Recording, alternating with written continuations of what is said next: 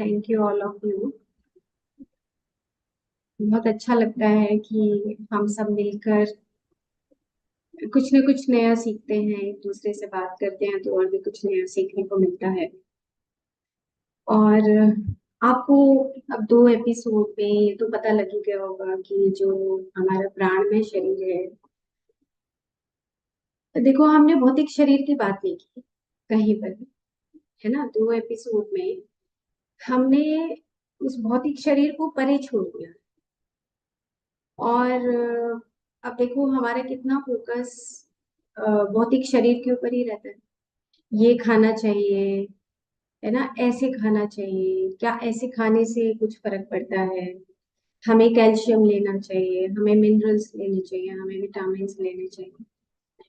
और खाने का तरीका सीखना चाहिए। ये सब बातें भी आयुर्वेद में जब मौका मिलेगा आगे तो जरूर ये बातें भी शेयर करेंगे। कोर्स भौतिक शरीर भी इम्पोर्टेंट है, लेकिन भौतिक शरीर के पीछे का जो ब्लूप्रिंट है वो सबसे ज्यादा इम्पोर्टेंट है, जिसको हम वाइटल बॉडी या प्राणमय शरीर बोलते हैं।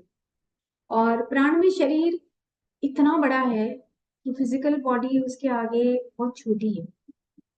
और अगर प्राणमय शरीर के पीछे जाएं तो मनोमय शरीर इतना बड़ा है कि यहाँ बैठे हुए हम यूएस की बात सोच सकते हैं, यहाँ बैठे हुए हम किसी दूर दराज की बात सोच सकते हैं, यहाँ बैठे हुए हम अपनी स्मृतियों की बात सोच सकते हैं, यहाँ बैठे हुए हम पास्ट लाइफ की बात भी कर सकते हैं।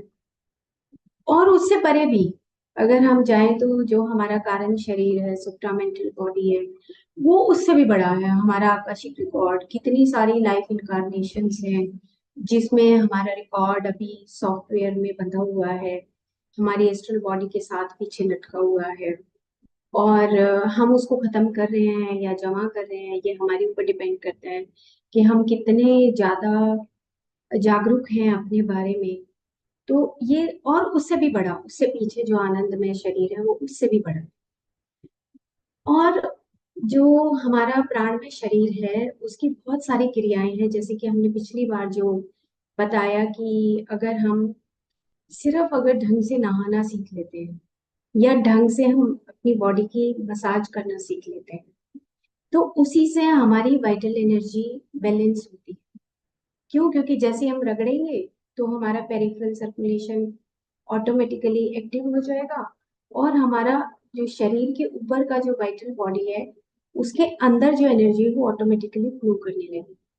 अब होप है कि आप सब इसको जरूर अपनी दिनचर्या में निभाते होंगे कि नहाने का तरीका आपने सीखा होगा, या जब सुबह उठकर आपकी आंखें खुलती हैं तो आप अपनी बॉडी की मसाज करते हैं नहीं करते हैं, इट डिपेंड्स।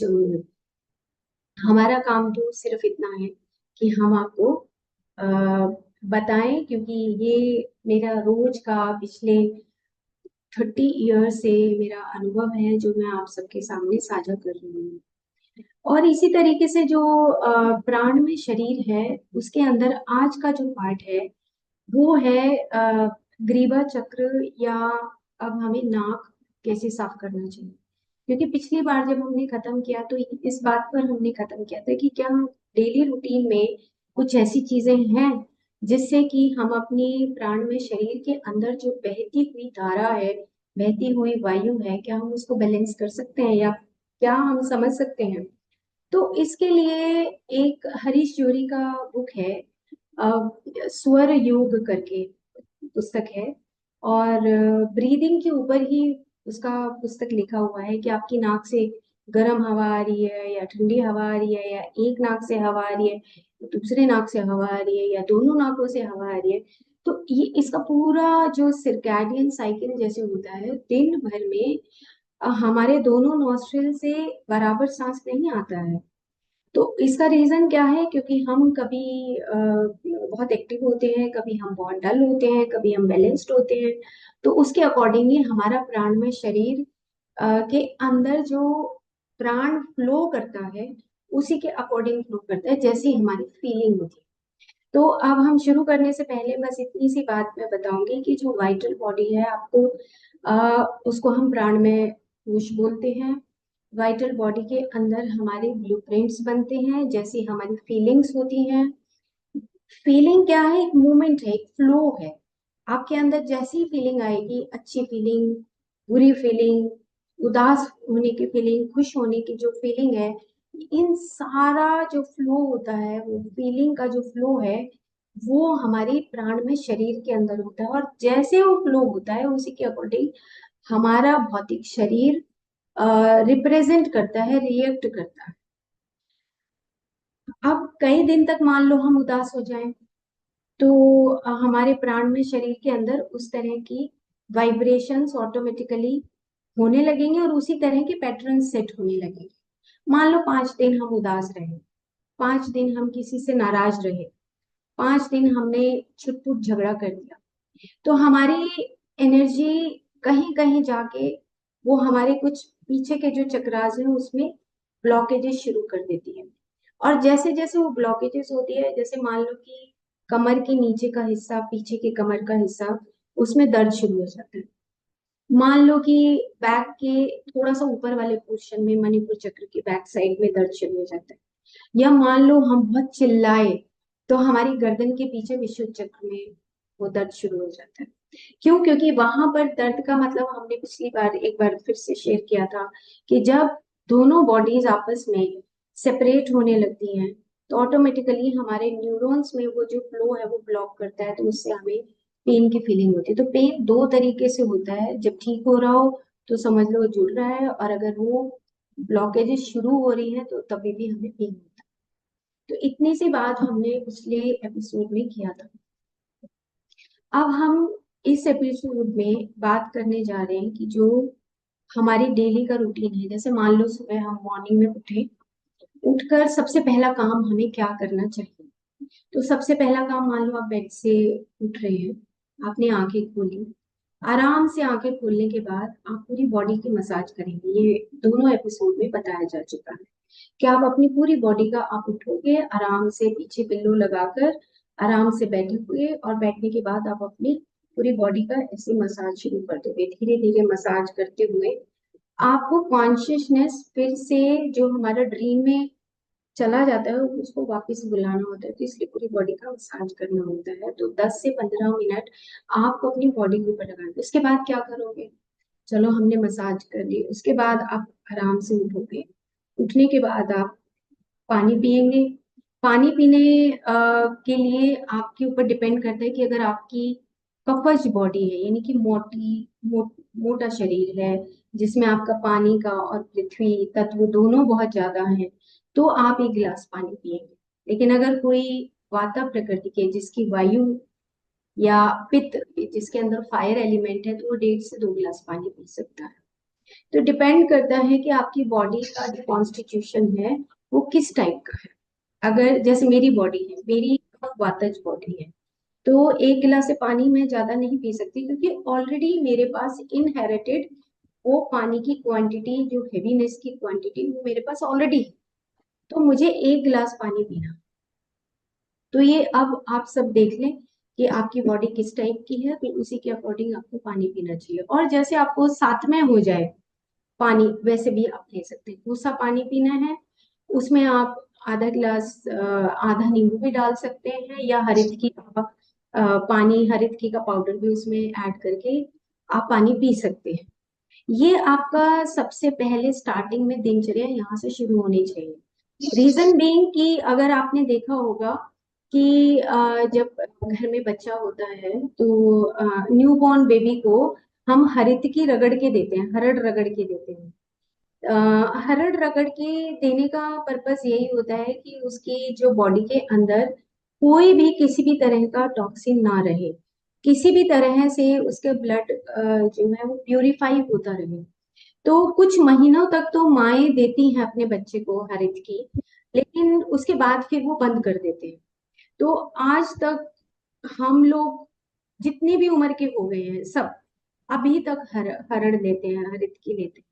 उसका रीजन ये है कि हरड़ लेने से आपका पेट अच्छी तरीके से साफ होता है, आपका ब्लड प्यूरिफिकेशन होता है, साथ में आपको कॉन्स्टिपेशन की शिकायत नहीं रहती, और आपका लिवर ठीक रहता है। तो बच्चों को हम इसलिए देते थे कि भाई उसका लिवर ठीक रहे। तो ये दो चीजें कि सबसे पहले आप उठे, आपने पूरी बॉडी का धीरे धीरे मसाज किया, उसके बाद आप उठे, उठ के आपने पानी पिया, पानी में आप हरी की डाल सकते हैं, नींबू डाल सकते हैं, और उसके बाद अब आपकी दिनचर्या का कुछ पर्टिकुलर एक्टिविटी शुरू होती है। आप उठे, पानी पी लिया, उसके बाद आपने आंखें धोई, नाक साफ किया। तो जब आप आंखें धोते हैं तो वो भी पिछले एपिसोड में ये बता चुके कि मुंह में पानी भर के, और उसके बाद आप अपनी आंखों को अच्छी तरीके से वॉश करेंगे। क्यों? क्योंकि गले से ऊपर का जो टेम्परेचर है वो एक जैसा होता है। तो कई बार क्या होता है कि हम मुंह में पानी नहीं भरते और जस्ट आईज को वॉश करते हैं। तो साइंटिफिकली क्या है कि गले से ऊपर जो हमारी 5 सेंसेस हैं, उसका सारा जो पोर्शन है ये हमारा एक टेम्परेचर का होता है। तो मुंह में पानी भर के उसके बाद हमें आंखें धोनी होती है। तो ये आपने आंखें धो ली, ठीक है। और हरित की मैं आपको फोटो दिखा कि हरित की कैसी होती है। तो बहुत आसान है, और आमतौर पर वो मिल जाती है पंसारी के पास जाएंगे तो अब आपने आईज वॉश कर दी। आईज वॉश करने के बाद अब बारी आती है नाक साफ करने की। तो नाक साफ जब हम करते हैं तो उसकी उसी को आज मैंने थोड़ा सा विस्तार से बताया। रीजन कि जब हम नाक साफ करते हैं तो हमें नाक साफ करने का तरीका प्रॉपर नहीं आता।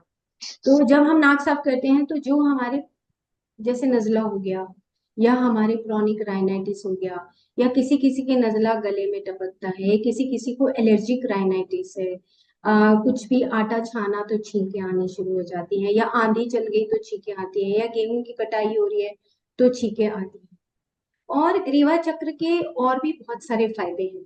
ये तो कॉमन फायदे हैं कि जिससे हमारा नजला, राइनाइटिस, ये सब चीजें ठीक हो जाती हैं। उसके अलावा जो हमारे अ, नाभि के नीचे वाले पोर्शन में जो हमारे इमोशंस होते हैं, क्योंकि वाटर का जो एरिया है वो हमारे नीचे, नाभि से नीचे की तरफ, उसमें सेडिमेंटेशन होता है हमारे इमोशंस का ज्यादातर।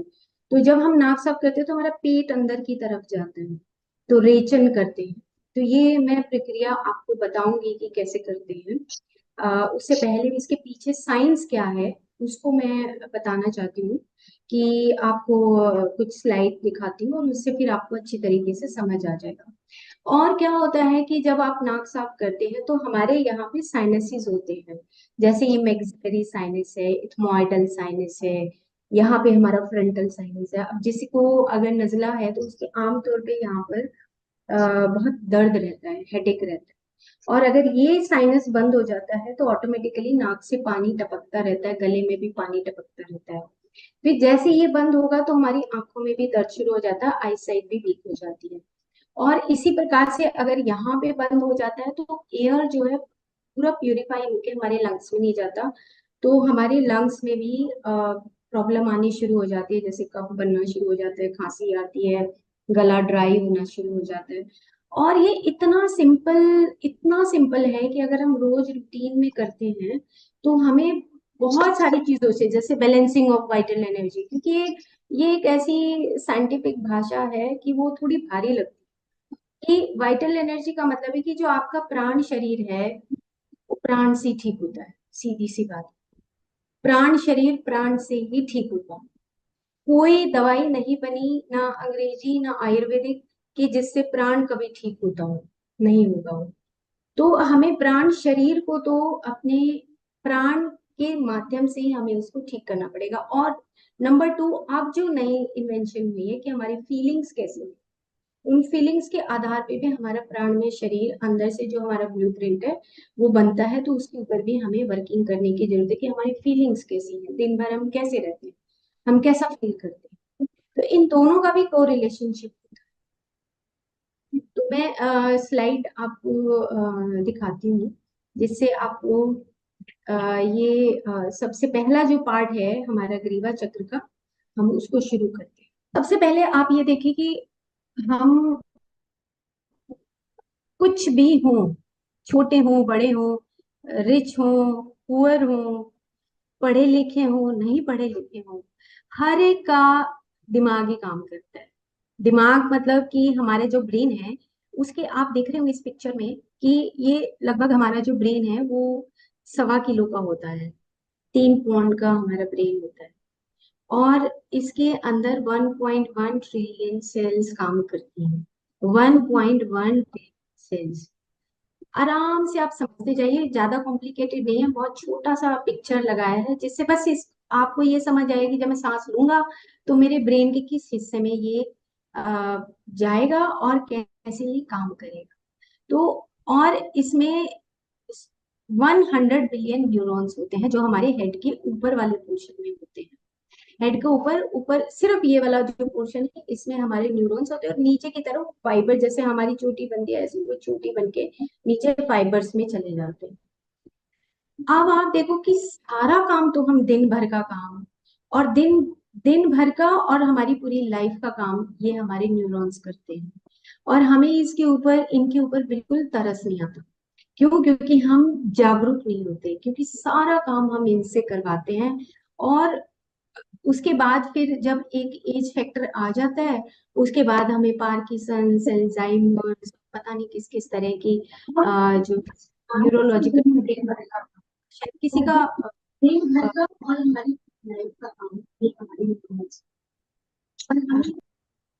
तो जो हमारे 100 बिलियन न्यूरॉन्स हैं ये काम करते हैं। और इनका क्या है, एक जो न्यूरॉन है वो हमारे 5000 साइनेप्सिस बनाता है। कि एक बार आपको लगा कि मुझे क्या बोलना चाहिए, क्या करना चाहिए, एकदम से जो दोनों न्यूरॉन्स आपस में, जैसे मैंने एक पिक्चर बनाई है, ये पेंट किया मैंने खुद ही, कि ताकि सिर्फ ये समझाने के लिए कि जो ये पीछे का जो येलो, ये जो आप दोनों न्यूरॉन्स के बीच में जो आप फ्लो देख रहे हैं, ये दोनों न्यूरॉन्स के बीच में जो फ्लो है ये एयर फ्लो है। न्यूरॉन्स कभी आपस में मिलते नहीं है, ये बीच में जो हमारी वाइटल एनर्जी का जो फ्लो है वो फ्लो रहता है इसमें। तो ये बस आपको बात समझिए कि अगर मेरी फीलिंग अच्छी नहीं है या मेरी फीलिंग अच्छी है, तो मेरा जो वाइटल एनर्जी का जो फ्लो है या मेरा एयर का फ्लो है, जो वाता मूवमेंट है, वो कैसा रहेगा। जैसे मान लो मैं भाग भाग के काम कर रही हूँ, है ना, कि कोई आने वाला है, कोई गेस्ट आता है, तो मैं भाग भाग के काम कर रही हूँ कि अरे ऐसे करो ऐसे करो ऐसे करो, तो मेरे ऑटोमेटिकली जो मेरे न्यूरॉन्स हैं वो ऑटोमेटिकली मेरा पूरा नर्वस सिस्टम एक्टिवेटेड हो जाएगा। और जैसे ही मेरा नर्वस सिस्टम एक्टिवेटेड होगा तो मेरा एयर का जो फ्लो है वो भी फास्ट हो जाएगा, है ना। तो अब अब बात आती है कि हमें उसको किस तरीके से बैलेंस करना है।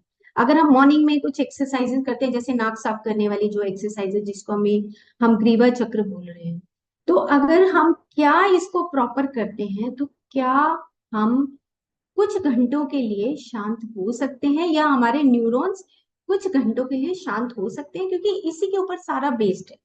देखो ये बात समझने वाली है कि जो एक न्यूरॉन है ना, उसके ऊपर ना जो उसकी लेयर होती है, उसके ऊपर एक लेयर होती है। अगर वो जैसे जैसे एज बढ़ती है वो लेयर ना वीक होने लगती है और वो उतरने लगती है, और अगर हम उसका ध्यान नहीं रखते तो उतर जाती है, और फिर एल्जाइमर्स वो हिलते रहते हैं, वो इस टाइप से हिलते रहते हैं। और जैसे जैसे वो हिलेंगे तो एज फैक्टर जैसे ही बड़ा होगा तो हमारी वाइटल बॉडी और फिजिकल बॉडी दोनों सेपरेट हो जाएंगे, और वो जो है वो दिक्कत हो जाती है। मतलब ये बहुत बड़ा सब्जेक्ट है, सिंपल इतनी सी बात समझने वाली है कि जो न्यूरॉन्स हैं वो आपस में मिल के दिन भर हमारे लिए वो काम करते हैं। जैसा हम अंदर से आता है वैसा ही न्यूरॉन्स अपने आप वो मॉलिक्यूल्स ऑटोमेटिकली काम करने लग जाते हैं। तो ये आपने पिक्चर से ये देख लिया कि ये जो फ्लो है, ये फ्लो दोनों न्यूरॉन्स के बीच में है, वाइटल एनर्जी फ्लो है। ठीक है। अब फिर से हम ब्रेन के ऊपर आते हैं। तो ये क्या है कि जो ब्रेन है इसमें ऊपर न्यूरॉन्स होते हैं, आप ऊपर देख रहे होंगे कि ये स्कल लिखा है, सेरिब्रम लिखा है, और जो बीच का मिड ब्रेन का पोर्शन है जहां पे मेरा कर्सर चल रहा है, ये जो मिड ब्रेन है, ये डाइसेफ्लॉन है, ब्रेन स्टेम है, पोन्स है, ये जो बीच का पोर्शन है, इस पोर्शन के अंदर हमारे इमोशंस रहते हैं। और ये इमोशंस जो मिड ब्रेन है इसी के अंदर हमारे नेगेटिव इमोशनल सर्किट्स बनते हैं। कि मान लो मेरे को बैड फीलिंग आई किसी को देखकर, और मैं उसको, अब 1 घंटे के बाद मैंने किसी से फोन पे बात की या मैंने 1 दिन के बाद उसके बारे में चर्चा की, तो मेरे जो नेगेटिव इमोशनल सर्किट्स हैं, वो जो साइनेप्टिक कनेक्शंस है वो बनते रहेंगे, और वो एक सर्किट डेवलप हो जाए, फिर वो टूट नहीं सकता, क्योंकि हमारी जो कंडीशनिंग है, हमारी हैबिट्स हैं, वो ही हमारा शरीर का स्वरूप है। तो हमें इस बात को, बस एक बेसिक चीज को समझना है कि भाई न्यूरॉन्स ही तो हैं जो काम कर रहे हैं दिन भर, हमारे लिए काम करते हैं, तो we have to be aware.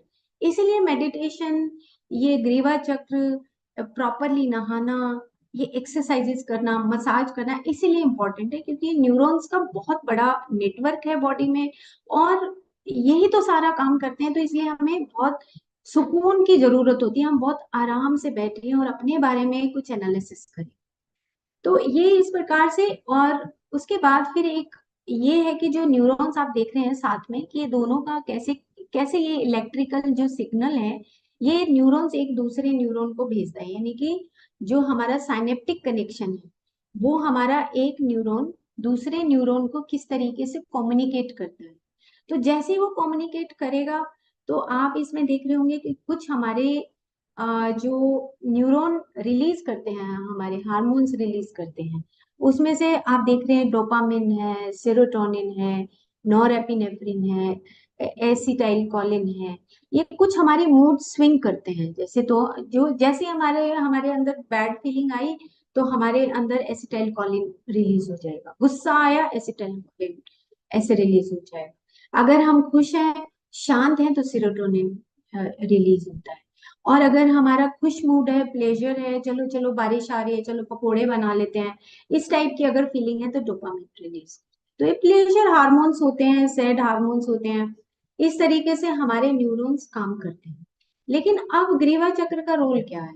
क्योंकि ये तो चीजों को हम कंट्रोल नहीं कर सकते, हम दिन भर जो काम करते हैं उसमें हमारी कंट्रोलिंग ये ऑटोनोमस सिस्टम है, ऑटोनोमस सिस्टम में काम करते हैं। नीचे एक न्यूरोपेप्टाइड करके भी मैंने लिखा है, कि जो एंडोर्फिन्स बोलते हैं, कि जैसे मान लो आप मॉर्निंग में वॉक करते हैं, आप पेड़ के साथ हग करते हैं, या आप कहीं घूमने जा रहे हैं ना, तो और आप कोई एक्सरसाइज कर रहे हैं, कोई प्राणायाम करते हैं, तो इससे फिर आपके जो एंडोर्फिन है वो रिलीज होते हैं, जिसको रनर हाई बोला जाता है, कि हैप्पी मॉलिक्यूल्स रिलीज होते हैं। या जैसे लिखा है इसमें, ईटिंग चिलीज, कभी कभी हमें मिर्च खाने से भी अच्छा लगता है, हमें आनंद आता है।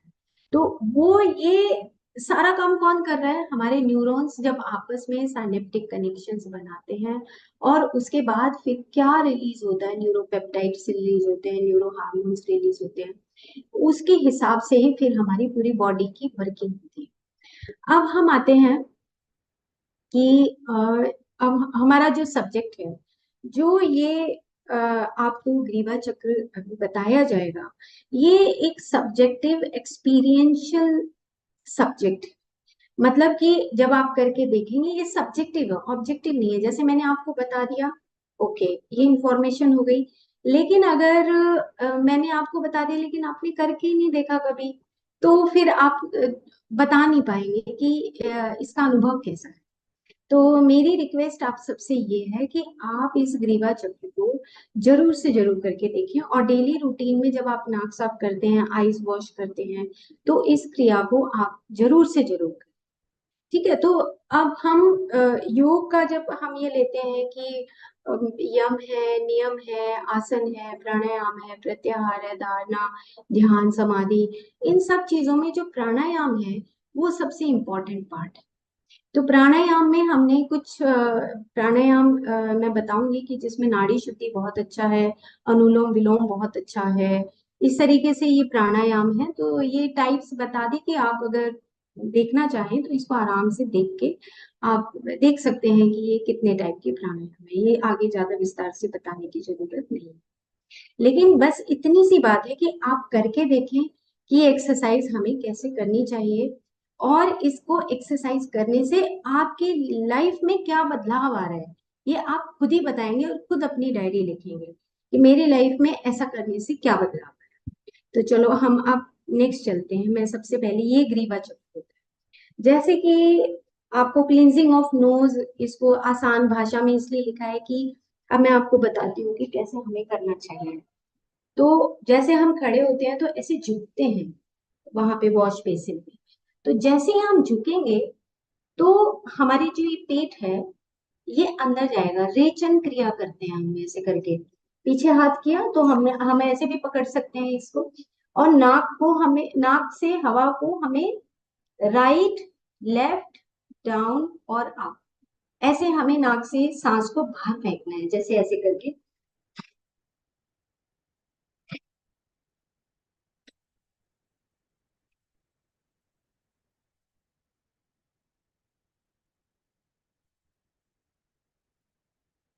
तो ऐसे जैसे हम नाक से जब हम रेचन करते हैं, ये रेचन हो रहा है क्योंकि पेट जैसे कपालभाति में करते हैं ना कि हम सांस को बाहर फेंकते हैं, ऐसे ही हम इसमें रेचन करते हैं। तो जैसे रेचन किया हमने,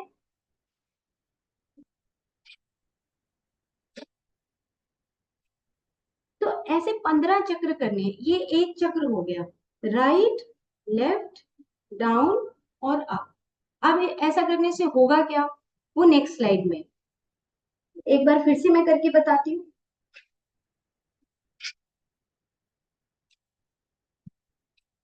तेज नहीं करना, जल्दी नहीं करना, बहुत आराम से, ताकि पेट अंदर जाए और सांस बाहर निकले। तो जैसे ही ये सांस बाहर निकलेगा तब हमारे ब्रेन के अंदर किस तरह का एक्टिवेशन होता है और हमारे नाक के अंदर किस तरह का एक्टिवेशन होता है, इससे हमारी वाइटल एनर्जी किस प्रकार से बैलेंस होती है और किस प्रकार से हमारी ब्लॉकेजेस खुलती हैं।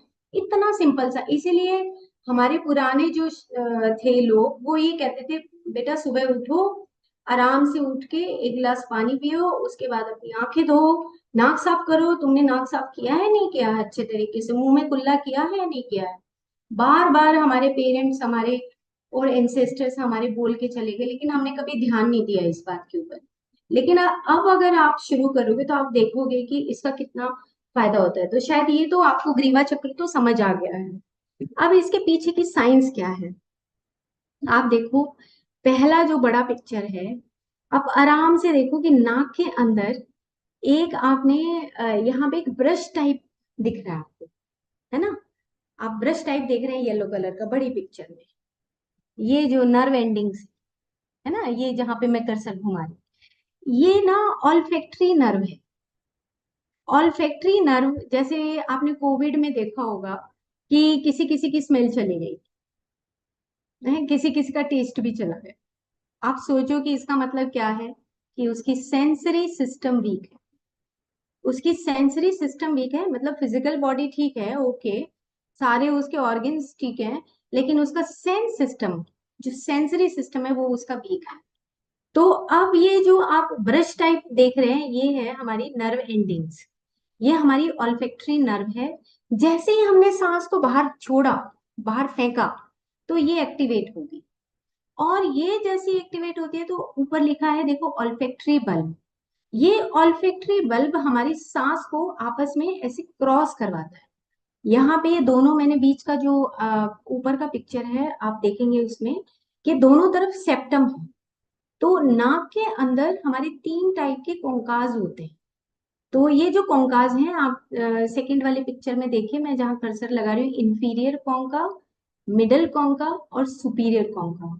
इन कोंका से ही हमारी एयर अंदर, जब हम मेडिटेशन भी करते हैं और जब हम एक्सरसाइज भी करते हैं, जब हम प्राणायाम भी करते हैं, तो इन कोंकाज के अंदर से एक साउंड उत्पन्न होती है जिसको हम स्वर योग बोलते हैं। नाद उत्पन्न होना, चैंट करना, ये ऐसी नाद उत्पन्न होता है। तो ये कोंकाज है, जिसके अगर ये ब्लॉक होने शुरू हो जाते हैं तो नजला टपकना शुरू हो जाता है। इन कोंकाज के अंदर एक पाइप होती है जो हमारे यहाँ पे एथमोइडल और मैक्सिलरी साइनस तक जाती है। तो आप ये देखो कि क्या मतलब एक प्रकृति ने एक रचना की है हमारे नाक की, कि अगर हम यहाँ पर नाक के अंदर हम सांस भरते भी हैं, ऐसे भी करते हैं, और अगर हम सांस छोड़ते भी हैं, तो ये ऑल्फैक्टरी जो नर्व है, ये वाइब्रेट होके हमारी सारी नर्व्स को वाइब्रेट करती है। कितना रिफ्रेशिंग लगता होगा कि जब हम नाक साफ करके और आराम से जब हम और अपनी दिनचर्या के काम शुरू करते होंगे। तो आप देखोगे कितना। और ये बीच का जो है, ये नेजल कैविटी है। तो ये बात देखने के बाद आप सेकंड पिक्चर में देखेंगे तो ये कोंकाज की बात आपको बता दें। और अब नीचे का जो पोर्शन है इसमें ये आप देख रहे हैं कि इसमें ये ऑडिटरी ट्यूब ओपनिंग है। मैंने स्पेशल पिक्चर इसलिए लगाई है कि जितने भी हमारी जो सेंसरी ऑर्गन्स हैं वो सब आपस में नाक के पीछे के हिस्से से, गला भी, कान भी, आंख भी, ये सब चीजें आपस में कनेक्टेड हैं। तो जैसे ही ये हमारी ऑल्फैक्टरी नर्व जैसे ही वाइब्रेट होगी, इसके साथ हमारी optic nerve, oculomotor nerve, trochlear nerve सब वाइब्रेट हो जाते हैं। इसीलिए नाक में जो है ऑयल लगाना चाहिए। जैसे ही हम ये एक्सरसाइज करें उसके बाद हमें ऑयल अप्लाई करना चाहिए। इससे आप क्या होगा, दूसरा इसका फायदा क्या है कि जैसे ही आप ये एक्सरसाइज करेंगे तो आपके अंदर के जो इमोशंस हैं वो आगे मैंने लगाया है, तो हमारे अंदर का जो फ्लो है पीछे स्पाइनल फ्लूइड का, वो फ्लो भी ऑटोमेटिकली ऊपर जाएगा फिर नीचे आएगा। जैसे हम बॉटल को हिलाते हैं, ऐसे बॉटल को जैसे शेक करते हैं, ऐसे ये भी शेक होता है हमारा जो स्पाइनल फ्लूइड है। और जैसे ही हमारा स्पाइनल फ्लूइड शेक होता है, ऑटोमेटिकली हमारी पूरी जो चारों तरफ हमारी जो नर्वस सिस्टम है उन सब में शेक शेक होने लगता है। तो आप देखोगे एक सिर्फ नाक साफ करने से कितनी सारी हमारी पूरे पीछे की जो सिंपैथेटिक पैरासिम्पैथेटिक सिस्टम है वो सारी वाइब्रेट होने लगती। तो ये वाता मूवमेंट क्या, जितनी भी ब्लॉकेजेस हैं इन सबको खोलने लगता है। तो ये ग्रीवा चक्र एक्सरसाइज जब मैं कभी बीएमएस के फर्स्ट ईयर में थी, तो हमारे जो प्रिंसिपल सर थे उन्होंने हमें ये एक्सरसाइज सिखाई थी कि कहीं कुछ नीति करने की जरूरत नहीं। जैसे पीछे नीता मैम आप बोल रहे थे कि नहीं नीति और ये सब नहीं, तो तभी ये बात आई दिमाग में कि ग्रीवा चक्र इतनी अच्छी एक्सरसाइज है। और पता नहीं कितने लोगों को मैंने आगे व्यक्ति का पिक्चर लगाया है टंग का, कि जिससे आपको पता लगेगा कि देखो इस ऐसे ग्रीवा चक्र करने से उसके अंदर क्या बदलाव आया, उसकी लाइफ में क्या बदलाव आया। तो ये शायद अब आपको समझ आ गया होगा कि ऐसे राइट, लेफ्ट, डाउन और अप, ऐसे जब आप करते हैं तो आपके सारे कॉन्कास ऑटोमेटिकली खुल जाते हैं और आपका फ्रंटल साइनस खुल जाएगा, मैक्सिलरी खुल जाएगा, एथमॉइडल साइनस खुल जाएगा। और आपकी एनर्जी जो ब्लॉक हो रही है, आपका जो वाता मूवमेंट है, जो वाइटल एनर्जी है आपकी वाइटल बॉडी के अंदर, वो ऑटोमेटिकली फ्लो करने लगेगी। ओके। तो चलो, बहुत बड़े बड़े टॉपिक हैं ये, आ, बहुत बड़े बड़े टॉपिक हैं एक्चुअली। तो आपने देखा कि अब रोल ऑफ जो ब्रीदिंग है, अब आप ये पिक्चर फिर से देखिए कि ये जो पिक्चर आप देख रहे हैं, तो जैसे ही आप सांस अंदर भरेंगे तो आपके राइट और लेफ्ट नॉस्ट्रिल में, ये आप सबको पता ही है कि ईड़ा नाड़ी है, ये पिंगला नाड़ी है, ये सूर्य नाड़ी है, चंद्रमा नाड़ी है, इतनी तो आप सबको पता ही है। लेकिन जो सुषुम्ना नाड़ी है वो कैसे उत्पन्न होती है? वो सुषुम्ना नाड़ी कहीं दिखाई नहीं देती। सुषुम्ना नाड़ी दो नाड़ियों के फ्रिक्शन से पैदा होती है। तो वो दो नाड़ियां जब ऐसे फ्रिक्शन करती हैं, ईड़ा पिंगला, ईड़ा पिंगला, ईड़ा पिंगला, दोनों नाड़ियां जब चलने लगती हैं तो ऑटोमेटिकली थर्ड नाड़ी उत्पन्न हो जाती है, वो फ्लो उत्पन्न होता है। जैसे जैसे हम ये करेंगे तो आप बीच में एनर्जी को नोटिस करेंगे, तो वो सुषुम्ना नाड़ी होती है।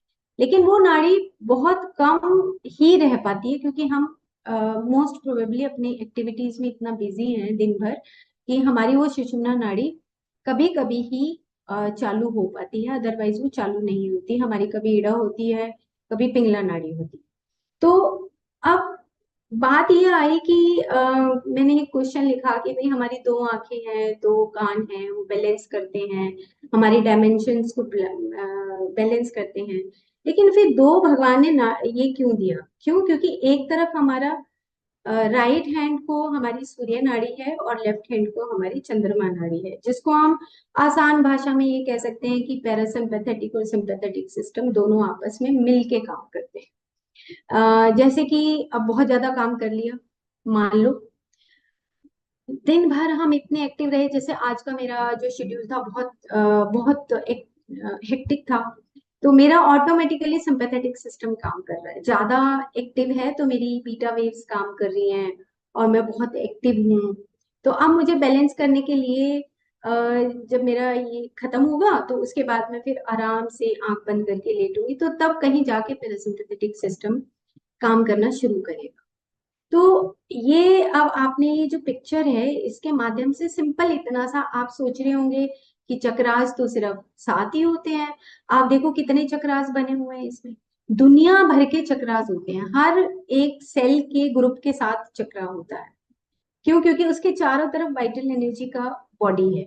जहां जहां वाइटल बॉडी और फिजिकल बॉडी दोनों आपस में कोरिलेट करते हैं वहीं पे चक्रा शुरू हो जाता है।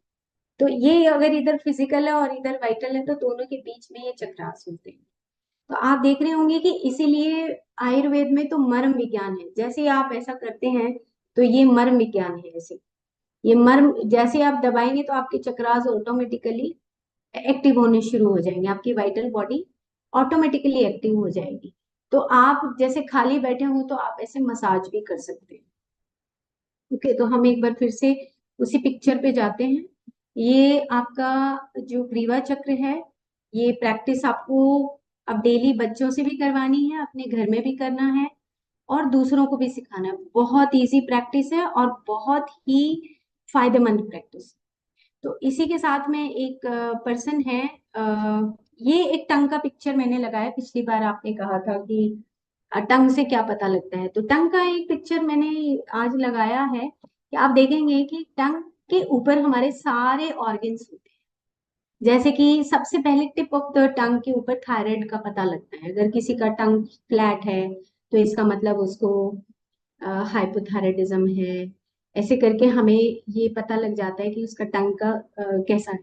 लेफ्ट लंग और राइट लंग है, बीच में ये स्पॉट है। अगर किसी के टंग के बीच में ऐसा डिप्रेशन होता है तो हम सोचते हैं कि उसको कोलेस्ट्रॉल बढ़ा हुआ है, हार्ट का प्रॉब्लम है, या कोई हार्ट बीपी का प्रॉब्लम हो सकता है। वो फिर बात करने से पता लगता है। और उसके साइड में आप देखेंगे राइट में लिवर है और लेफ्ट में स्प्लीन है और बीच में हमारा स्टमक, पेनक्रियास, कॉलन और लेफ्ट और राइट किडनीज। बैक साइड में जाके तो हमारा टंग के ऊपर सारा पिक्चर बना हुआ है। और अगर आप इधर देखेंगे तो आप देखेंगे एक दो पिक्चर्स देखेंगे, जैसे बीच में आप देख रहे हैं कि ये फटी हुई है टंग, है ना। तो ये जहाँ पे मेरा कर्सर चल रहा है तो इसका मतलब माल एब्जॉर्प्शन है, बहुत ज्यादा वात बढ़ी हुई। आप और देखेंगे कि बीच में आप एक लाइन है, तो ये आप लाइन देख रहे हैं बीच में, तो इसका मतलब है कि बहुत सारे इमोशंस उसकी बैक बोन में सेटल डाउन हो गए। आप लुइस एल की you can heal your body, उसके अंदर आपने पढ़ा होगा कि पर्टिकुलर एनर्जीज, हमारी जैसी भी फीलिंग्स होती हैं, जैसी थिंकिंग होती है, वो पर्टिकुलर एनर्जीज जो हैं वो हमारे ऑर्गन्स में जमा होनी शुरू हो जाती है। तो उसी का रिकॉर्ड हमारी टंग भी देती है। तो आप देखेंगे कि टंग के एक लाइन है, तो वो हमारे इमोशंस को शो करती है। इसी तरह अगर कहीं डिप्रेशन है तो वो अलग से शो करता है। जैसे आप इसमें देख रहे होंगे कि वीक लंग्स, ये आप देखो। अभी मैं आपको एक पिक्चर दिखाती हूँ एक पेशेंट की। ये एक पेशेंट आया पीजीआई चंडीगढ़ से और उसको फंगल इन्फेक्शन था। तो आप पहली पिक्चर देखो कि 27 सितंबर को आया था हमारे पास। तो आप देख रहे होंगे जीभ के ऊपर उसका, अगर आप लेफ्ट साइड का टंग देख रहे हैं, लेफ्ट साइड का पार्ट देख रहे हैं, तो उस पे देखो स्पॉट्स हैं छोटे छोटे, है ना। तो आप वो स्पॉट्स देखने से आप ये देखो कि उसका जो स्पॉट दिखा रहे हैं कि उसको कहीं उसके लंग्स के अंदर इन्फेक्शन है। अब हमने उसको ग्रीवा चक्र एक्सरसाइज बताई। रीजन क्या था कि उसके लंग्स लिटिल बिट वीक थे और लगभग 15-16 साल से वो मेडिसिन ले रहा था, स्टीरॉयड ले रहा था। अभी भी फिलहाल वो ठीक नहीं हुआ है, कुछ परसेंट ये ठीक हुआ है, आप टंग से देख सकते हैं। अभी उसका कॉन्टिन्यूटी है, सितंबर से उसका इलाज चल रहा है हमारे पास। और हम इसको वाइटल एनर्जी, अब हमें ये बात समझ आई कि उसकी जो वाइटल एनर्जी है, उसका जो पीछे का बॉडी जो प्राणमय शरीर है, हमें उसको करेक्ट करना है। तो उसके लंग्स का पार्ट है, उसके नेजल में सबसे पहले उसको शुरुआत कैसी हुई थी कि नजला होना शुरू हुआ। और नजला होना शुरू हुआ तो डॉक्टर को ऐसे जर्नल दिखाता रहा। उसके बाद उसका नजला बढ़ता चला गया और दोनों तरफ के साइनसेस ब्लॉक हो गए। दोनों तरफ के साइनसेस ब्लॉक होने के बाद उसका नजला अंदर टपकने लगा। अंदर टपकने लगा तो फिर वो पीजीआई गया, तो पीजीआई वालों ने बताया कि आपको फंगल इन्फेक्शन है। तो फंगल इन्फेक्शन की मेडिसिन देने लगे, लेकिन जैसे वो अंदर निकला तो उसके लंग्स में भी वो इन्फेक्शन आ गया। तो फिर वहां पर वो मेडिसिन लेता रहा। तो फिर किसी ने बताया कि आप जो है कुरुक्षेत्र में जो आयुर्वेदिक हॉस्पिटल है आप वहां जाइए, दिखाइए। तो खैर हमने मेडिसिन का पार्ट हम नहीं छेड़ते हैं, हम सिर्फ एक्सरसाइज के बेसिस पे उसको बताया कि भाई तुम्हें ये ग्रीवा चक्र एक्सरसाइज करनी है। क्यों क्यों करनी है? क्योंकि तुम्हारे जो लंग्स हैं वो इम्प्रूव करें, और तुम्हारे जो नेजल में अभी कहीं पर भी कोई इन्फेक्शन है, फंगल इन्फेक्शन है, कोई बैक्टीरियल इन्फेक्शन है, वो अगर आपको ठीक करना है, तो आपको ग्रीवा, तो उसको हमने लगभग 3 हफ्तों तक उसको ये एक्सरसाइज सिखाई, और उसके साथ एक और हार्ट चक्र की एक्सरसाइज सिखाई। तो ये एक्सरसाइज सिखाने के बाद आप देखो कि इसके टंग से वो जो व्हाइट वाला पोर्शन है वो गायब होने लगा, जबकि उसका सेकंड टाइम था, तो आप देख रहे हैं कि वो दिख रहा है। लेकिन जब थर्ड टाइम आया तो वो यहाँ से गायब हो चुका था उसका। तो इसका मतलब ये हुआ, और उसने इम्प्रूव किया, उसका नजला टपकना बंद हो गया। और नजला जब टपकना बंद हुआ तो हमें कॉन्फिडेंस आ गया कि हाँ, जो ये वाइटल बॉडी है उसकी, उसके अंदर से उसके जो ब्लूप्रिंट है वो बदल रहे हैं। तो कॉन्टिन्यूसली अब ये एक्सरसाइज कर रहा है, तो इसको 50 to 60% रिलीफ है, क्योंकि 15-16 सालों से ये मेडिसिन ले रहा था। तो अब इसकी मेडिसिन भी कम हो गई है, और इसको जो छींक आती थी, जो इसको नजला टपकता था, ये सब उसका ठीक हो गया है। तो पहले हर हफ्ते आता था, अब ये महीने में एक बार हमारे पास आता है, तो हम टेलीफोनिकली उससे बात कर लेते हैं, और वो बताता है जी मेरे को इम्प्रूवमेंट है। और उसके देखो आप बीच में आप देख रहे होंगे एक रिज बनी हुई है, डिप्रेशन है। तो उसको इतना सेटबैक था कि मैं अगर लगा मतलब मैं जिंदगी भर क्या ये स्टीरॉयड ही लेता रहूंगा। उसको इतना डिप्रेसिव था वो जब पहले दिन आया कि मैं ठीक भी होऊंगा या नहीं होऊंगा। तो हमने कहा कि नहीं तो ठीक होगा, लेकिन अगर आप एक्सरसाइज करते रहोगे। तो हमने उसको एक नाड़ी शुद्धि प्राणायाम बताया, और साथ में ग्रीवा चक्र बताया, और एक अनाहत चक्र की एक एक्सरसाइज बताई। और बाकी जो मेडिसिन वो जो डॉक्टर्स हैं वो अपना जो दे रहे थे, हमने कहा कि आप उनसे कंसल्ट करते रहो। तो आप देखिए कि वाइटल एनर्जी कैसे ठीक होती है। सिर्फ अगर हम पर्टिकुलर किसी भी चीज को हम मेडिटेशन को बना लें अपना साधन, या हम नहाने को बना लें अपना साधन, या हम अपनी मसाज को बना लें, या हम ग्रीवा चक्र को बना लें, लेकिन बनाना तो हमें पड़ेगा, क्योंकि हमारी फिजिकल बॉडी के साथ ही वाइटल बॉडी है। वो जुदा नहीं हो सकती, वो छाया है, वो तो जुदा हो ही नहीं सकती। तो हम अगर जुदा नहीं हो सकती, तो क्यों ना हम फिर अपनी वाइटल एनर्जी के ऊपर या वाइटल बॉडी के ऊपर हम काम करें। और कितनी देर लगती है नाक साफ करने में, कितना टाइम बताओ अब लगा? अगर 15 चक्र मेरे को करने हैं, सुबह करने हैं, और 15 चक्र शाम को करने हैं, तो मुश्किल से 5 से 7 मिनट लगते हैं अगर हम प्रॉपरली करते हैं। तो इस तरीके से पेशेंट के माध्यम से आपने देखा होगा कि कितना चेंज आता है। तो ये पर्टिकुलर कुछ पिक्चर्स हैं, उससे आपको भी कॉन्फिडेंस आता है, और हमें भी कॉन्फिडेंस आता है कि हाँ ऐसा काम करने से बदलाव आता है। तो हम एक बार फिर से ये टंग वाला पोर्शन ज्यादा मत जाना, ये डॉक्टर्स मैंने इसलिए लगाए ताकि आपको पता लगे कि टंग के ऊपर किस तरीके से हम देखते हैं कि पेशेंट को क्या प्रॉब्लम है। ठीक है, तो इस ऐसे टंग को देखने से ही पता लग जाता है। हम किसी किसी का नाड़ी वगैरह नहीं देखते हैं, हम सिर्फ टंग देखते हैं और उसकी हिस्ट्री लेते हैं।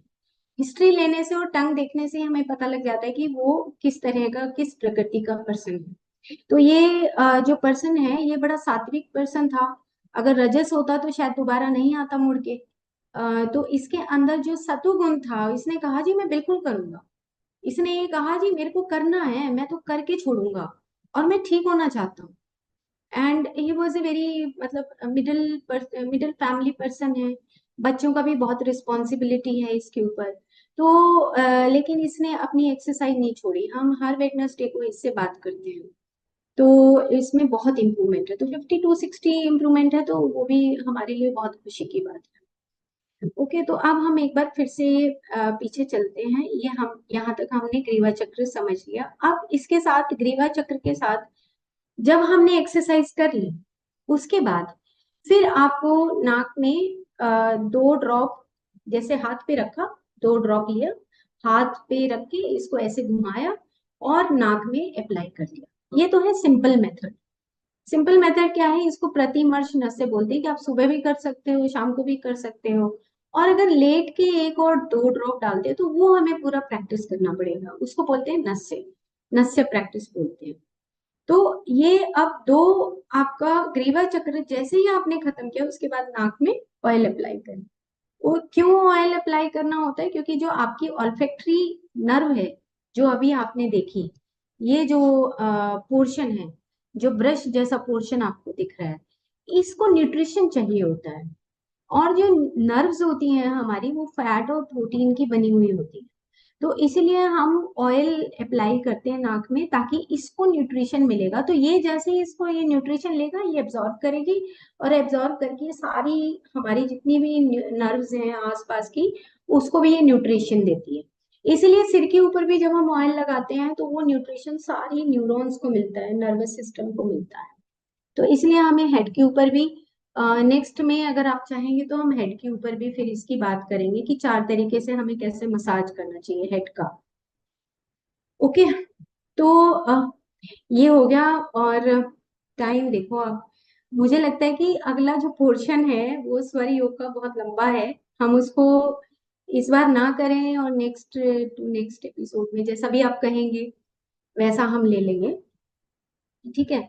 अच्छा, अब हमें जब ये हमने नस्य किया है, तो मैं इसमें ये पिक्चर आपके लिए स्पेशल लगाई है कि जैसे हम इनहेलेशन करते हैं। मान लो कि आप ये पिक्चर है जिसमें ऊपर लिखा है ऑल्फैक्टरी बल्ब है, फिर वो मिड ब्रेन है, फिर हाइपोथैलेमस है। ये एक पूरी प्रक्रिया है। जैसे आप नस्य करते हैं, प्रतिमर्श नस्य करते हैं, तो नाक में जब ऑयल डालते हैं या आप कोई फ्रेग्रेंस लेते हैं, तो इसका एक्टिवेशन हमारे पूरे ब्रेन में, हायर ब्रेन में, मिड ब्रेन में और लोअर ब्रेन में, तीनों में इसका एक्टिवेशन होता है, और नीचे स्पाइनल कॉर्ड तक जाता है। ये साइंटिफिक। अगर आप गुलाब को भी, अगर मॉर्निंग में आप वॉक करते हैं और थोड़ा सा गुलाब को ऐसे सूंघते हैं, तो ये पूरा आपकी रिफ्रेश करता है, आपकी वाइटल एनर्जी बढ़ जाती है, वाइटलिटी को बढ़ाता है। आप चाहे जामुन के पत्ते को ही सूंघ लो, लेकिन आप मॉर्निंग में रूटीन बनाओ कि मुझे अपनी डेली रूटीन में मसाज करनी है, डेली रूटीन में पानी ढंग से पीना है, डेली रूटीन में मुझे पत्तों को सूंघना है, गुलाब को सूंघना है, कोई भी फूल है आपके घर में उसको सूंघना है, तुलसी के पत्तों को सूंघना है। उससे क्या होगा कि आपके अंदर जो हायर ब्रेन है और जो मिड ब्रेन के बीच में जो हमारे डिस्कनेक्शंस होते हैं, वो डिस्कनेक्शंस नहीं होंगे। क्यों? क्योंकि जो बीच में जो कॉर्पस कैलोजम है, वहां से वो अपने आप ही उस कनेक्शंस को, उस सर्किट्स को तोड़ने लगता है, और उसके बाद वो हमें रिफ्रेशिंग फील होता है। तो आप देखिए कि इतनी सी एक्सरसाइज है, या इतना सा सुबह डेली रूटीन है नाक साफ करने का, और इसके फायदे देखो आप कितने हैं, है ना। तो ये अब एक पोर्शन हमारा कंप्लीट हो गया। हम थोड़ा सा अब आगे एक सुखासन पे चलते हैं। जब भी आप मेडिटेशन करें, या जब भी आप घर में बैठे, या जब भी आप बेड पे बैठे, सोफे पे बैठे, आप अपनी टांगों को फोल्ड कर लीजिए, और उसके बाद सुषुम्ना को बैलेंस करने के लिए ईड़ा और पिंगला और सुषुम्ना, जैसे ही आप बैठेंगे, आप सुख आसन का मतलब है कि आप सुखी हो। आप सुखी हो क्या बैठ रहे हो, तो आपको सुख मिल रहा है। तो आसन का मतलब है कि एक ऐसा पॉज जिसमें आप बहुत ज्यादा देर तक ठहराव कर सको। तो जैसे ही मॉर्निंग में मेडिटेशन करते हो, इवनिंग में करते हो, जब भी आप करते हो, आप पहले एक बार 1 मिनट के लिए ठहराव देखिए कि क्या मेरे अंदर वो ठहराव आ रहे हैं। और जैसे ही ठहराव आएगा, तो मैंने नीचे एक श्लोक लिखा है, हठ प्रदीपिका है मेरे पास। अ, तो आप नीचे उन्होंने लिखा है, मारुते मध्य संचारे मनः स्थैर्य प्रजायते। मतलब कि जैसे ही आप सुखासन में बैठेंगे, आपके दोनों ईड़ा पिंगला बैलेंस होनी शुरू हो जाएंगे सुखासन में। तो आप सुखासन में बैठ जाओ, सहारे लग के बैठ जाओ, जैसे आपको सुख लगे वैसे बैठ। आपको ये अंदर से आवाज आएगी कि मैं अब सुखी हूँ। तो जब आप मेडिटेशन भी शुरू करें, आप बोलो अपने आप को कि मैं सुखी हूँ, मैं सुखी हूँ, मैं खुश हूँ, मैं सुखी हूँ। अपने आप अंदर से आएगी, नहीं अभी टांग फोल्ड ठीक नहीं है, थोड़ा चुभ रहा है, थोड़ा टांग को हिलाओ। तो वो टांग हिलाएंगे तो ऑटोमेटिकली आपकी सुषुम्ना सुषुम्ना उपजने लगेगी, पैदा होने लगेगी। दोनों इड़ा पिंगला बैलेंस हो जाएंगी और बीच में सुषुम्ना जागृत हो जाएगी। और जैसे ही जागृत होगी, वो कह रहे हैं नीचे की मनः स्थिर भाव, मनोन्मनी बोला है। मनोन्मनी का मतलब होता है कि आपका मन, आपका चित्त शून्यता में चला जाए। मनोन्मनी का मतलब है कि जैसे ही आप बैठेंगे आराम से सुखासन में, आपकी इड़ा पिंगला बैलेंस होंगी और बैलेंस होते ही सुषुम्ना जागृत हो जाएगी। और जैसे ही जागृत होगी, आपके मन को स्थिर कर देगी, शांत कर। और फिर आप आराम से अपना जो भी कुछ आ रहा है उसको आप देखते रहो, वॉच करते रहो, ऑब्जर्वर बन जाओ। तो ये सुखासन की प्रक्रिया है और ये इतनी सुंदर है। आप जब भी आपके पास टाइम हो, आप 5 मिनट आंख बंद करके अपने आप को चेक करो कि क्या मेरे दोनों नॉस्ट्रिल से एयर आ रही है, जा रही है, या मेरा एक नॉस्ट्रिल गर्म है और एक नॉस्ट्रिल थोड़ा सा कम गर्म है। तो आपको ऑटोमेटिकली पता लग जाएगा। आपको ये बहुत बड़ा विज्ञान है।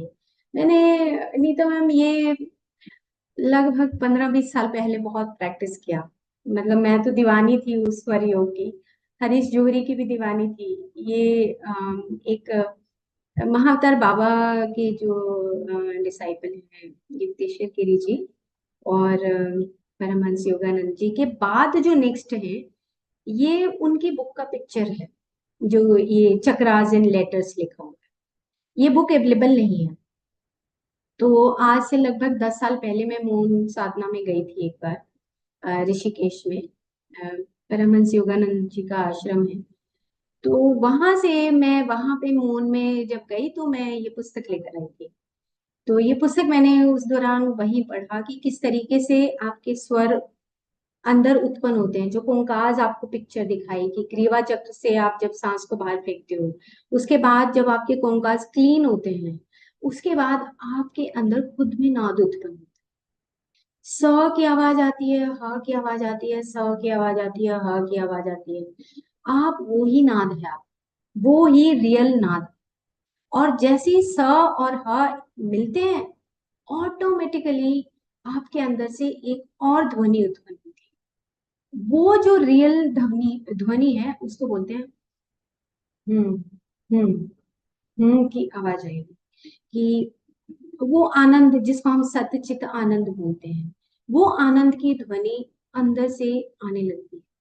तो इसकी प्रैक्टिस जो है आप करेंगे, सुखासन की प्रैक्टिस, तो आपको बहुत अच्छा लगेगा। ये मनोन्मनी है कि आपके मन को बिल्कुल स्थिर कर देगी, शुद्ध कर देगी, शांत कर देगी। ओके, चलिए, thank you, thank you so much.